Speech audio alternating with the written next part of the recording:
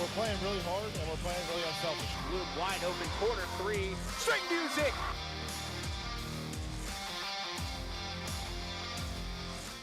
Welcome to the 2025 Marywood men's basketball Courtside Callback presented by TV Marywood. I'm Vincent Goldschmidt, and alongside me, two of my fellow broadcasters, Iyoob and Alexia Bauer. Corey, Alexia, thank you for joining me tonight. Yeah, it's good seeing you, Vinny. Yeah, this is great. It was a phenomenal Marywood men's basketball season. But before we get into the actual team, I want to talk about both of your experiences broadcasting. So, Corey, I know you've been a part of the crew for a couple years now. I want to talk about you expanding your role, diving into play-by-play, really becoming my number 2 broadcaster the second half of the season. So talk about that experience and kind of, last year being a jack of all trades, but really honing in on your craft this year. Yeah, I mean, this year was very fortunate to get some more opportunities doing play-by-play and color. Did even more sideline for a little bit. A season ago, that's all I did really was sideline and some camera, but I really enjoyed it, and that's a dream of mine is to do play-by-play. So to do that with Soren and also do color with you, I mean, it was a great experience.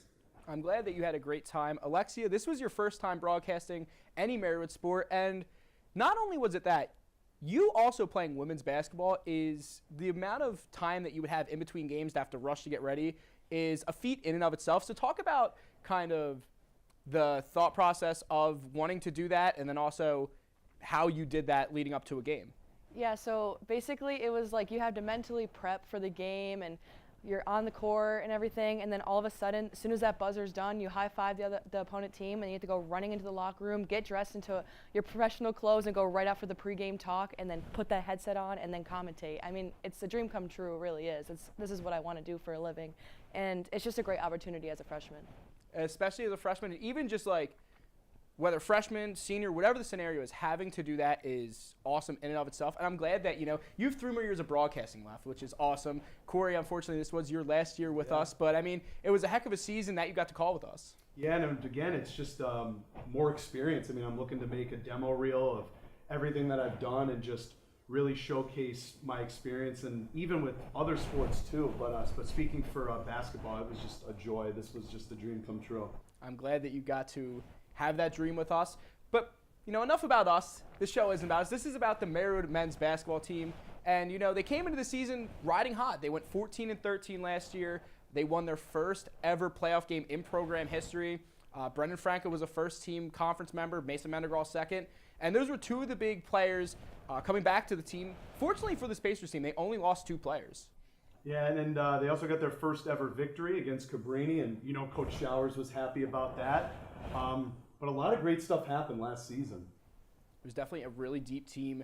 They only lost a couple of seniors. What they added, though, Coach Showers building up for the future, landing transfer guard Michael Loftin, as well as a handful of freshmen, Ty Cheney being one of the biggest ones to make the adjustment to the collegiate level, and also adding to the coaching staff. And Michael Fodor definitely helped with Coach Showers and Xavier Harris, 2 guys who worked tirelessly to help this team out. Adding that third coach was a huge boost for the team. Yeah, exactly. And I think when you see a lot of those names like Loftin, Coach Showers is probably excited. I mean, to go into that season with the transfer and really, a new set of guys, and really wanted to see what that game plan could do. Leading up into the season, the Pacers team took a route that at least I haven't seen at the collegiate level. They had 4 exhibition games in the Great White North, heading north of the border to Canada. Now, Alexia, from a player standpoint, and from having talked to Coach Showers preseason, how does that trip prepare the players for the season? You're really competing against really tough teams from people that you're not used to playing against, and you're not used to constantly playing with them. And then, especially for the women's, when they had the Nashville trip and everything, really cracking down and playing against these players really prep you for the next moving forward on the season. So fortunately for me, I got a chance to talk to Coach Showers after the Canada trip and leading up into the regular season. It was a great talk with him, and we're going to show a clip right now. What is the game plan for improving that defensive weakness? Yeah, it's certainly something that we've addressed and have worked on the non-season. We talk about with our guys. It's just multiple efforts, being disciplined, defending for 30 seconds and rebounding. That's something we've really worked on. I think we kind of changed our approach this year and how we're going to defend and kind of the schematics of stuff. So I'm excited to kind of see how it works out. And and sometimes it's just toughness and finishing. And I'm really excited to kind of see if we can. You're right. And we kind of evaluate our guys maybe a little bit different than points per game and stuff like that. It's more per possession, and we definitely have to make a jump in our defensive analytics for sure. We've got to become a better team, and I think if there's a lot of room for improvement there. We can become better, and that's been a huge focus of us in practice, and we do a lot of different things to kind of address it. So we'll see if it happens, but that's the goal. Shortly after that conversation with Coach Showers, the Pacers had their first game. Now, it was an exhibition game. It didn't count against their record, but it did count against Cornell's record. Now, Alexia, from a player standpoint, playing a Division I opponent as a Division III player, how can that get you ready for a season, and just how would it feel? You didn't get to have that experience this year, but if you were to have that experience. Playing against such a tough team like that really prepares you for that season, and it's just you're really working hard to play against that team, and seeing how hard they work, you'll work just as hard for the rest of your season. Unfortunately, the Pacers weren't victorious in that game, but again, it didn't hurt their record. But they did start the season on the road, not a far trip down at the University of Scranton. They did pick up the first win of the season against Bernathen, then ended up losing to the University of Scranton.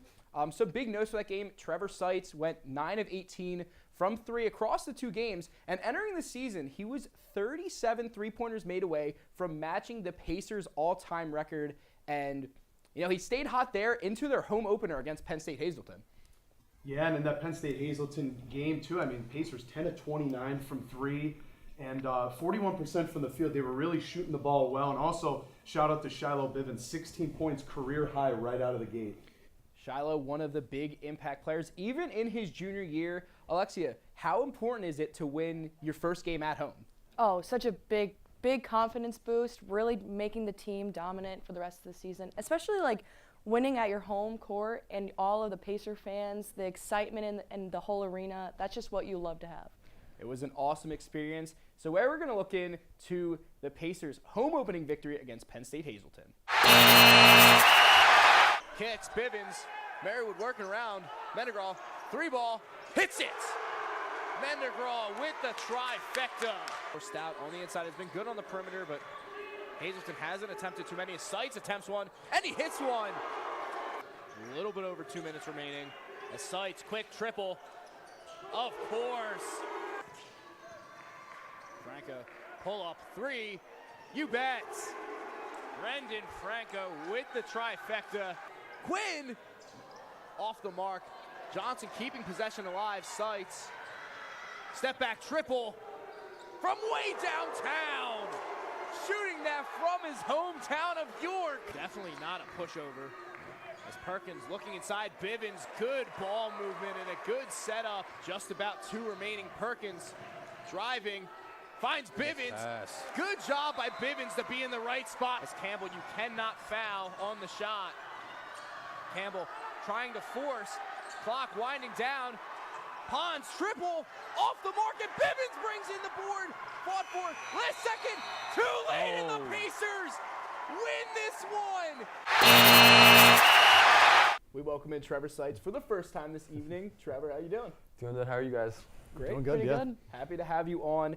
After that first victory at home, you guys made the short trip to Keystone, and you stayed on fire, hitting 4 threes, scoring 19 points. And then you returned home for the Electric City Classic to face St. Joe's Brooklyn. Now, out of the gate, you were on fire from 3, closing in on the record. How did it feel to have that rhythm at the beginning of the season? It feels good, especially, I have a long time off.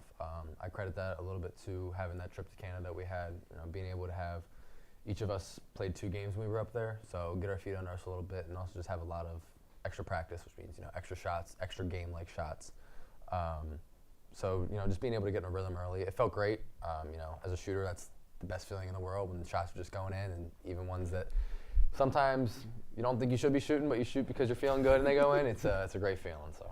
Trevor, as Vinny was saying, you were kind of closing in on that 3-point record. Did that ever cross your mind early in the season? I knew I was far, 37. That's a lot of shots. So I knew if I did what I did the last couple of years, I'd be able to get there. I wasn't expecting, to come out of the gate the way I did.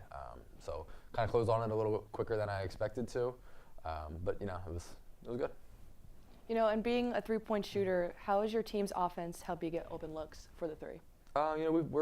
We have 5 guys that can do everything. 5 guys that can shoot, dribble, pass. So it makes us really tough to guard, especially when we're moving the ball quickly. We have guys that can drive to the lane, get downhill, which then if my defender helps, it just leaves me open. And then if they don't help, then our guys get easy twos. So it helps our offense a good amount. That fluidity in your offense was proven in that St. Joseph's Brooklyn game.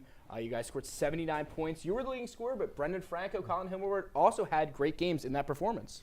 Yeah, and also, credit to rebounding, 51 to 38 rebounds. Pacers were really cleaning up the glass in that game. Big reason why they won. As we look into the first game of the Electric City Classic against St. Joe's Brooklyn. Seitz go into the corner. Seitz triple. Right to the wing. Automatic. Trevor Seitz answers back. Kicking, Bivens driving baseline. Finds a wide open Perry. Who connects? Perkins. Kicking, Bousman completely uncontested. Makes them pay. Down. St. Joseph is playing a tough 2-3 here. Seitz. Automatic. You already know if Seitz shoots the 3, it's going home. Himmelberg unmarked in the corner. Answers back. As Mendegraw to the corner. Himmelberg does it again. Across half. Quick offense. Seitz from the NCAA logo. Automatic Trevor Seitz. Some shiftiness. Franco unmarked. Yes, sir! Brendan Franco with the trifecta. Marywood ahead by 12. Gets a screen. Seitz from the corner. You already know Trevor Seitz has a timeout called as Marywood wins. So just a day after the victory against the Bears, the Pacers are back in action against the Washington College Shoremen. And, anytime you host a little 2-day tournament, you always want to be the victor. And fortunately for the Pacers, they were this year. And Brendan Franco, we know he does a lot, but 20 points and 7 of 11 from the field, 7 boards. He was even named the Electric City Classic MVP. Really just balled out in that tournament, especially in that game. Yeah, and Shiloh Bivens, he had 12 points, 6 for 6 from the field, and 3 dunks. Crazy work. Shiloh Bivens, a man who always likes the electric jams as we check in to the final from the Electric City Classic. Bousman, good ball movement. Perkins, can he? First one of the evening. Compared to the usual high flying. Seitz, corner 3, gets it to go. Bivens on the outside. Perry lob jam! The alley-oop, Perry to Bivens, emphatic play in the Electric City. As Perkins drive by, kicks Himmelberg for 3.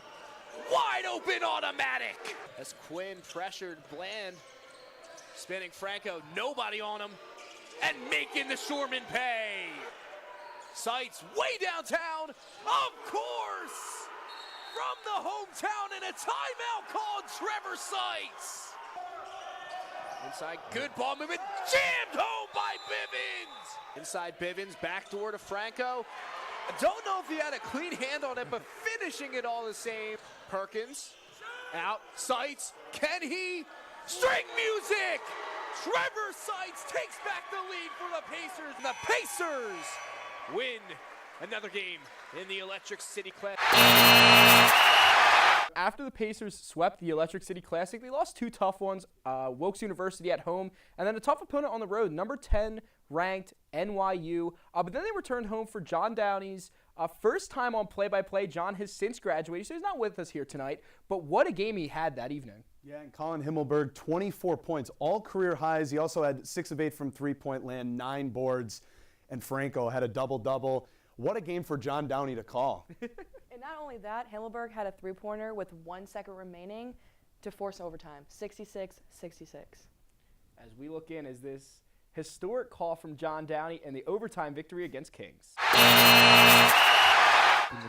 To Johnson for 3. Got it. Himmelberg, screen. Himmelberg for 3. Yes. To Bousman for 3. Yes, sir. 3 minutes in the first half. Bausman for three. Bada boom! Clock. Patton. Another tough shot, no good. Rebound by Franco. Bodies are flying all over the place. Here comes Mendegraw the other way. Layup is good. Kicks. Bivens kicks it back out. Mendegraw for three. Got it.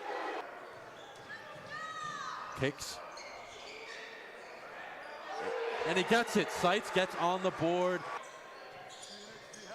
Here's Mendegraw. Kick to the corner. Himmelberg needs it. And he gets it. 6 seconds to go. They're going to have to put it up soon. Himmelberg for three. Bada boom! Tie game with under 2 seconds to go. What a shot by Himmelberg. 2:25 to go. Pacers down. Himmelberg trying to tie it up. He got it again. Timeout by Coach Showers. Yes.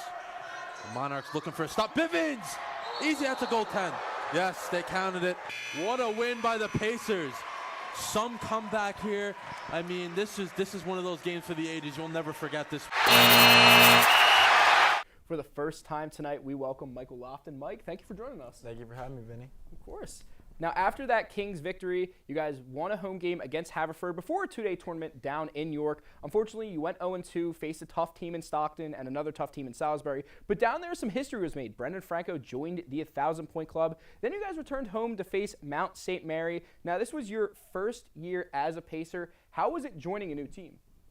There's a lot of uncertainties joining a new team, so you never know what to expect. But it was kind of quick for me to get into the flow with the team. Obviously, there were the ups and downs, like every new person will have with the team. But we had the Toronto trip earlier in the season, so that helped a lot, a few extra games under my belt. So by the time the season started, I knew the guys good enough, even though I wasn't here years before. I knew them more than I would have in a regular season, so that helped a lot. Mike, the two-day tournament in York, do those in-season tournaments feel any different than a regular season game? To me, every game's the same. You just want to win every game. That's how I view it. But the tournaments are definitely a lot more tough than a regular game because, especially the second game in the back-to-back, if you lose the first one, and if everyone's not on the same page for day two, then it's going to be a long game. You know, with playing and like knowing your role, seeing the stats, you had a great scoring and rebounding season. How do you feel about like your overall performance from transferring? I think it wasn't too bad. Obviously, I had expectations for myself to do a little better offensively, but I knew not every game it was my job to be our offensive player. We had great players around me like Trevor and Franco, who any night they could get a lot of buckets. So I really picked up on doing the little things, defense, getting steals, getting rebounds, and kind of just being an energy guy for the seniors or the people who I was playing with around me. You know, Mike, in that Mount St. Mary game, you scored 13 points, grabbed 5 boards, and came away with 3 steals, and it was a great way to pick up a final victory with conference play on the horizon. Yeah, in addition to Mike, I mean, Cole Johnson, 15 points, 5 rebounds, and a big second half for the Pacers, too. 56-32, they outscored the Knights, and 48% from the field. Great job by the offense. Especially on top of that field percentage, Marywood had 76 from the free throw, and Mount St. Mary's had 41.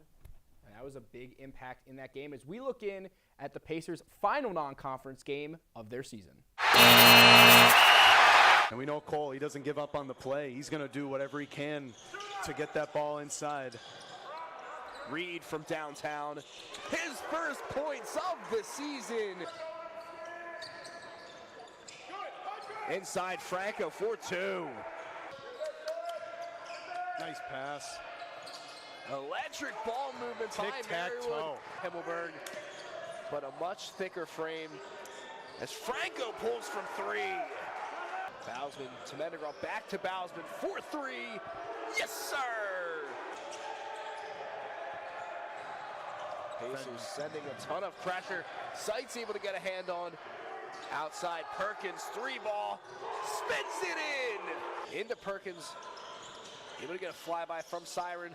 Seitz from downtown, bottom of the basket. Marywood working around the arc. The floater and the jam! Seitz again. Yes, sir! And time will expire. Your Marywood Pacers victorious to end. Now, after beating Mount St. Mary, they started conference play.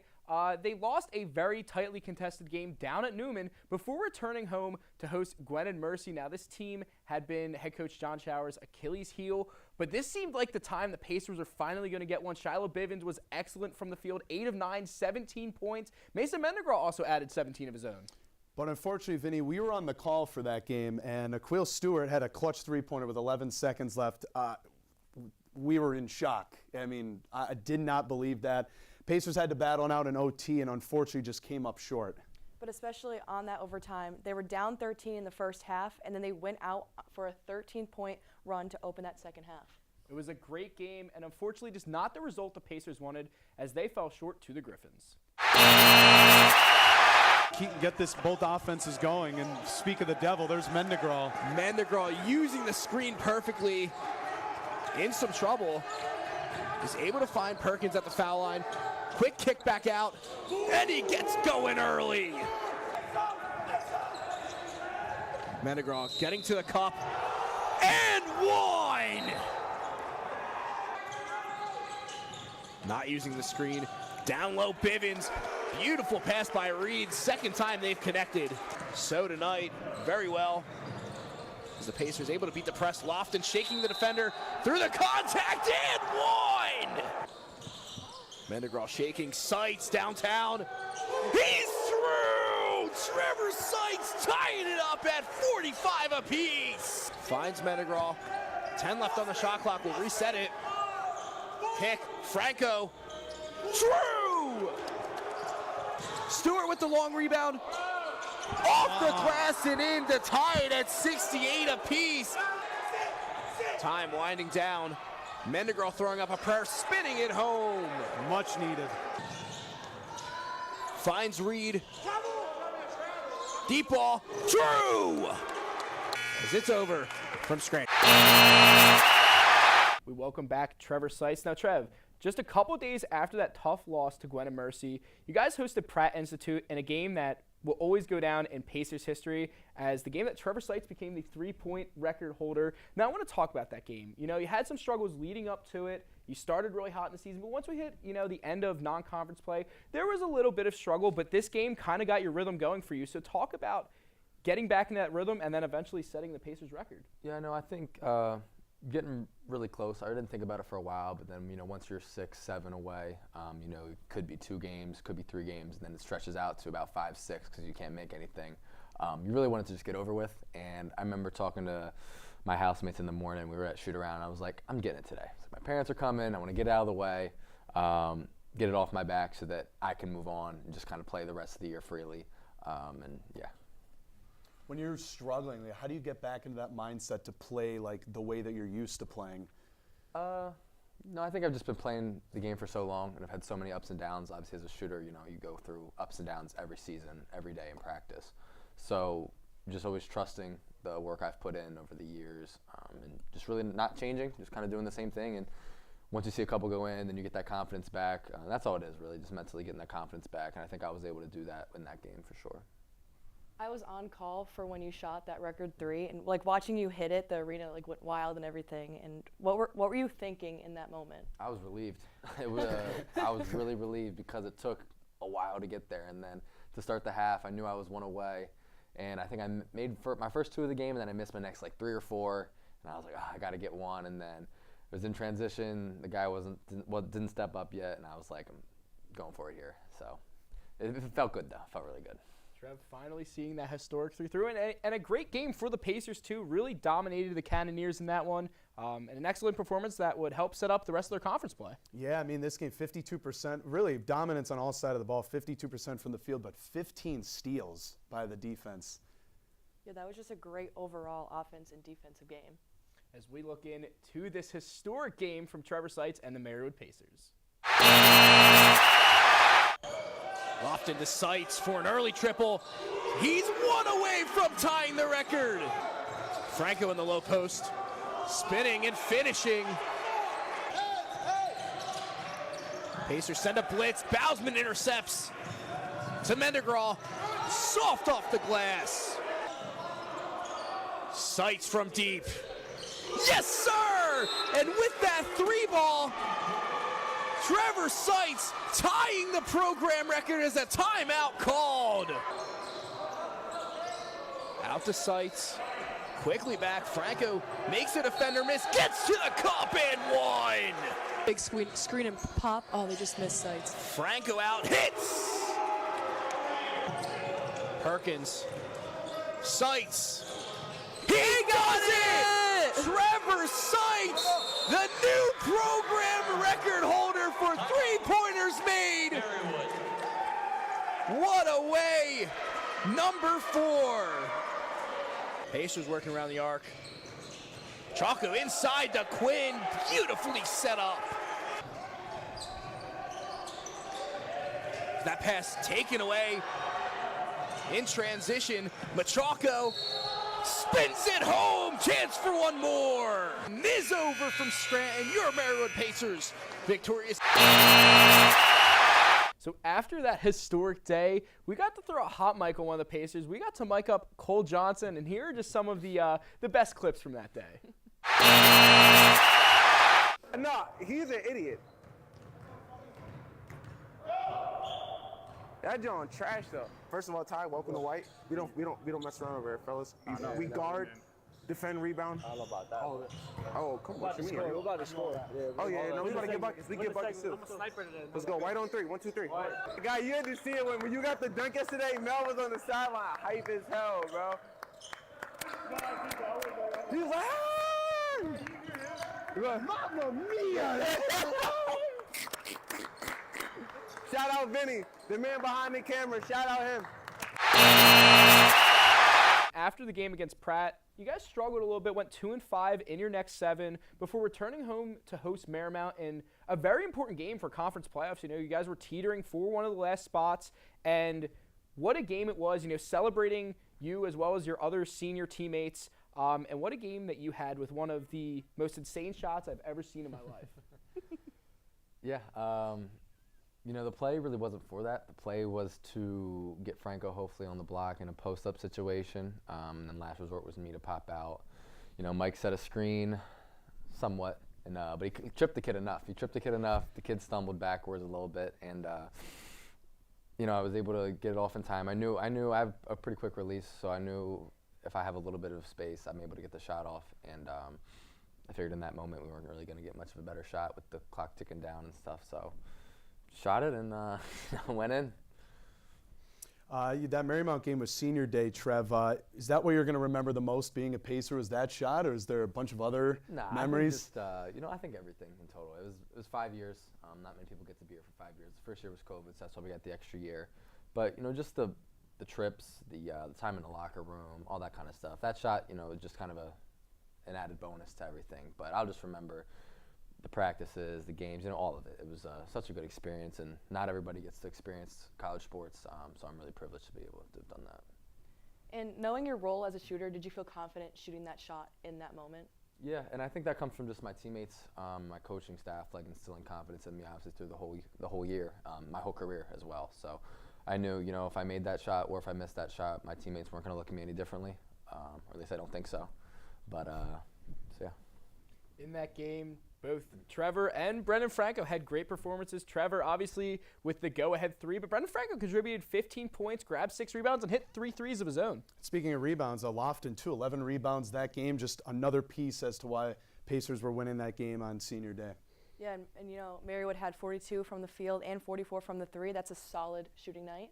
As we look back at this historic game and one of the greatest threes that the Pacers will ever have in program history. From Harris. Is that pass taken away? Loftin. Coast to coast, doing it himself is the sophomore guard. As Reed kicks, Loftin for 3. Yes, sir! Is Johnson. Seitz downtown.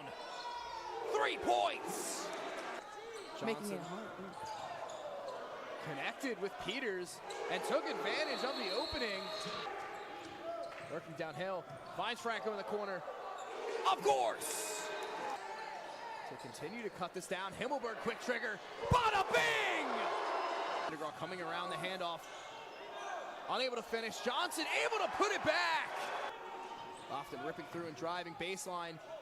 Wild pass out to Mendegraw. Seitz, drive by, corner 3. Yes, sir! Trevor Seitz making it a 2-point ball game. Seitz from way downtown. He gets it! Trevor Seitz from a different area code to take the lead! Timeout called! I can't believe it! Again and again, Trevor Seitz does it, and nothing different here on Senior Day! McEachern. Bell working around. Hands Stubbs. Himmelberg switches on. Stubbs in trouble. Fading. Unable to convert. And the horn sounds, and the Pacers steal Senior Day! What a way for this one to end in Scranton. Oh my lordy! After that crucial victory against Marymount, we got to throw a hot mic on another Pacer, this time Ty Cheney at one of their practices, and he gave Cole a run for his money. Try not to be an idiot today. Oh my God. Let's go, fellas. No, I got kicked off my hoop. Yeah, Cole, way to lay it in, bro. Oh, so fundamental. Yo, should I try to clip for him? Oh, no. Ah. Ah. Ah. There it is. Yeah. Yeah, I got you on 4K. None of y'all can say nothing to me today. The Pacers are riding hot from a big victory against Marymount, and the fun of Ty Cheney, being Ty Cheney. They hosted their final regular season game against Immaculata in a very important game. Needed this one to punch their ticket to the AEC playoffs, and oh boy, did they. Yeah, it was a great performance from the offense, a 76-60 win. Mendegraw, 13 points, 4 of 7, 3 steals, and Franco as well, 11 points, 10 boards, another double-double. Yeah, especially with that double-double. Franco had that double-double, 11 points, 10 rebounds, and Johnson had that 10 points, 4 for 8 from the field, and 4 rebounds. A great team performance to punch your ticket to the conference playoffs. Pass, Seitz, top of the key. Finally finds the net. Pacers have the advantage. Mendegraw pulls. Mendegraw hits. Down low, Franco. They send the trap. Quick trigger from the wing. Bada bing! A bit under 14 points off of turnovers.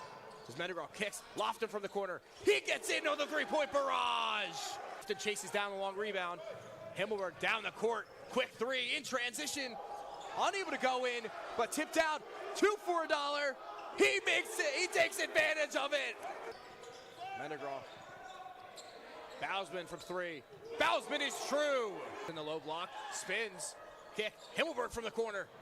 Bada bing! Colin Himmelberg. Bivens slips the screen. The rare 3. He hits it! On a run by any means. As Seitz downhill. Franco from the corner. Bada bing! Johnson sets one. Will stop and go. Johnson from deep. Johnson again! And just like that, we'll see you Monday night. The Pacers are going to the Atlantic East Conference playoff. We welcome back Michael Loftin. Now, with that victory, Mike, you guys clinched the 5th seed in the AEC. Now, you played a big impact in your first year as a Pacer. How was it adapting to whatever role the team needed?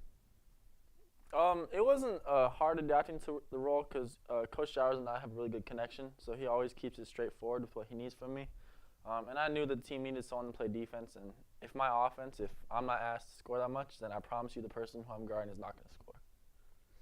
You guys got a big win against Centenary in that first playoff game. I guess what was going through the team's head looking into that game against Newman? Going into the Centenary game, it was obviously win or lose, go home, and I didn't want my seniors to end out like that, so I took that game a little personal. Winning it, I played it where my high school plays now, so I had a little extra motivation to win that game.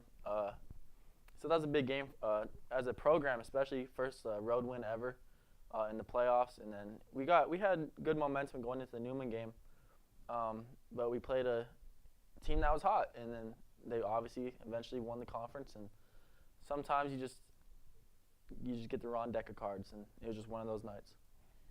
On to the Centenary game, you had 6 rebounds and 13 points. How did you execute your role that game? That game, I don't think I forced anything. everything I shot kind of came to me. I got a decent amount of steals, which that helps my confidence on offense. And then in the second half, we had a moment where, as a team, we had a lock in. We were about to probably break, and then we had a group of people who we all looked at each other in the eye, and we told each other we're not going to lose today, and we locked in, got the job done, and then got to finish the game against a hostile crowd, which is pretty fun. You know, the duo of Mike and Brendan Franco really carried the Pacers to their second ever playoff victory. And again, on both sides of the ball, they were getting to the charity stripe, 93% from the stripe, and also for the defense, 12 steals. And for the Pacers, they earned its second ever conference playoff victory in program history. Let's look back at that victory. Franco's got it. Long range three right away. Nothing but net. Reed, Hezzy, going inside. Pass to the corner. Corner three-pointer. Bousman. Nothing but net. Austin Bousman. Entire student section pleading for a travel. Won't get it. Loftin, wing three-pointer. Splash. Mendergraw with the ball. That's a Himmelberg. Top of the key three. These Pacers are feeling it from beyond the arc. Another three-point shot good to go. Mendergraw. Three-point shot, nothing but net. Himmelberg kicks to the corner. Franco, three-point shot. Gets the lucky bounce after going in and out about 3 or 4 times. Cross-court pass to Loftin. Loftin, three-point shot. Splash. Corner pass, Loftin, pump fakes. Working inside. Scoop layup, and one. Franco to the corner. Three-point shot, Perkins, splash. Final score, 82-66. The Marywood Pacers come out victorious. Now, Mike, after that victory, you mentioned you guys went to Newman. Unfortunately, it didn't go the way that you wanted, but you, again, had another great performance. And previously, you mentioned how important defense is. In both playoff games, you came away with 4 steals. So how much do you put into your game when it comes to being a ball hawk, jumping in the passing lanes, pickpocketing opposing guards? It's kind of second nature to me now at this point. I was taught it in high school. At my previous college, all we did for the preseason was defense. So it's kind of just something I do without thinking about. And then getting steals is it's a skill, and I think it's a skill that's easy to learn. People just don't take the time to learn it. So I think that's why in games you would see me have a lot of steals a lot, because I always just read the next play, and then luckily I'm there sometimes. No, your first year at Marywood, I guess, as a Pacer and for your first year, what's your favorite moment from this season for yourself? My favorite moment, it was definitely winning the playoff game against Seitz, because their fans the whole game were just chirping and chirping and chirping. And I love playing in those kind of environments that everyone's saying stuff about you, about things they don't really mean, but they're just saying it to get in your head. So that game was really fun, winning a playoff game, especially how happy we were after the game. Is definitely the moment of the year that I won't forget probably ever. You know, learning from like the wins and losses from this season, how do you think the team is going to be next season? Next season, obviously we're losing I think 7 seniors, so that's a lot of minutes that's going out the window. But we also have some good people coming back. We have a lot of defensive-minded people coming back, so that'll be nice. And then obviously Coach Showers, I trust what he's going to do this offseason, and then whoever he brings in for the fall, it's going to be the returners' jobs to acclimate them, and then we'll be a full kick from then. You know, guys, they lost this tough game down at Newman. And the second straight year they're in the AEC semifinals as well. Yeah, unfortunately their season didn't go the way they wanted to.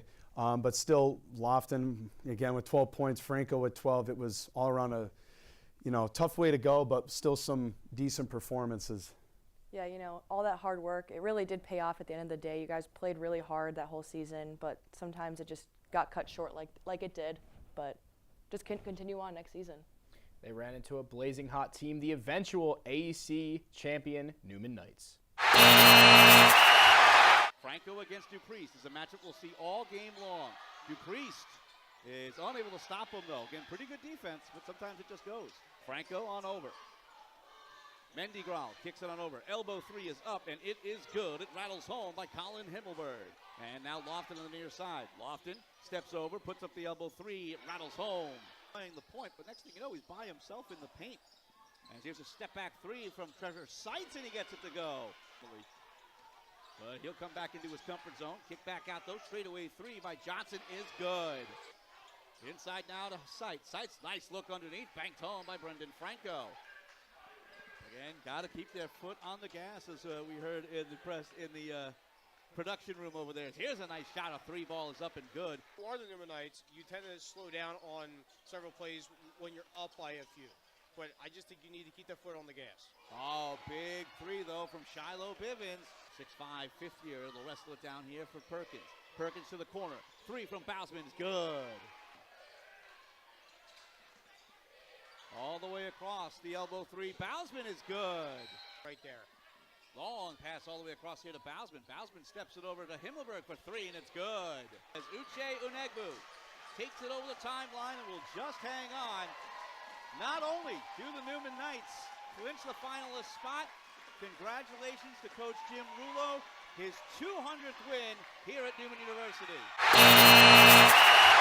You know, that loss to Newman ended the Pacers season, and a season that there was a lot of ups. You know, the history from Trevor, Brendan Franco, Corey Perkins, a bunch of history from them. They finished 14-13, matching the record from a season ago. But most importantly, they went 10-3 at home, winning a ton of home games, the most they've ever won at home since 2018, the 2018-2019 season, where they went 11-2. Yeah, and also to, again, reiterate, Trevor Seitz retired as a program record holder of three-pointers made, 218. And with Corey Perkins retired second all-time in assists, just 4 behind Donovan Ketching's record. So a couple other records that were almost broken. You know, on top of that, Franco, he retired 4th all-time overall with points of 1,263 and an AAC first team. It's a great way to end a season. You know, a bunch of great careers from a bunch of Pacers. Unfortunately, like Mike said, we're losing 7 guys after this year, but Pacers still looking up for the future and very excited to see what the Pacers have in their future. Yeah, and I don't think Coach Showers is too worried. He's obviously going to miss a lot of those guys, but I think Pacers are going to be okay next season. Oh, for sure. I mean, I'm just overall excited to see how they play, you know, all that hard work, and especially having Coach Showers coach them overall in the off season and having these transfers come in. They're locked in. They're good. That's going to do it for the 2025 Marywood men's basketball courtside callback. We want to thank Michael Loftin and Trevor Seitz for giving away some of their time to join us. Corey, Alexia, anything else we got for the Pacers going forward? Well, you know, I hope the Pacers men's team, hope they have a good season next season. Obviously, I will not be on campus. I'm graduating. But, yeah, good luck to the men's team next season. Yeah, you know, I know they're going to do great, and especially being my sophomore year, I'll be able to continue to commentate and be there for their team and everything. I'm very excited. Well, for Corey, Iyoob, Alexia Bauer, and everyone here at TV Marywood, I'm Vincent Goldschmidt. So long, Scranton.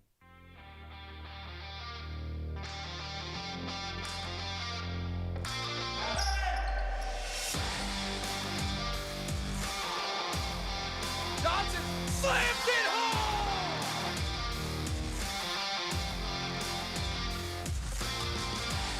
We're playing really hard and we're playing really unselfish. Wide open corner three. Straight music!